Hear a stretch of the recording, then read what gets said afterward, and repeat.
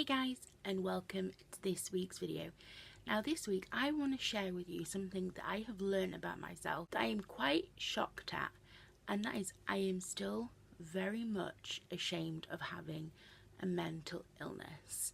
Now you may not quite understand that because, as you can see, I do these vlogs, I put it out there on social media, I say it quite a bit, but when it comes to actually admitting it out loud and talking about it face to face, I am very much ashamed of it.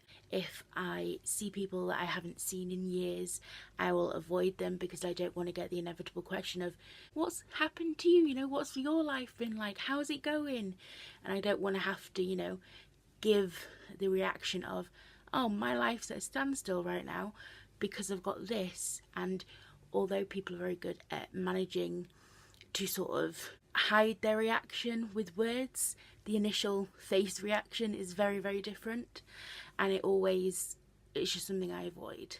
And I don't like talking about it at all costs with new doctors or anything. When they ask about stuff like that, I will go very, very quiet and try to avoid the topic. And it was a shock that I am still very much ashamed of myself and ashamed of this illness, which is nuts because I did not ask for this illness. It is not something I can control. It came out of nowhere, and it's no different than having a physical illness, but for some reason there is a lot of shame and stigma surrounding it, and I don't like that. I don't like being ashamed or hiding away just because I have this thing that people don't understand or people see as a bad thing. So I have had a bit of an internal chat with myself, and I've decided that how can other people sort of view mental illness differently if the people with mental illness never sort of say that it's okay to have it. I have set myself a little challenge that I am going to get over the shame. I'm going to get over the fear of having it, because I have had it for years. It's not going away.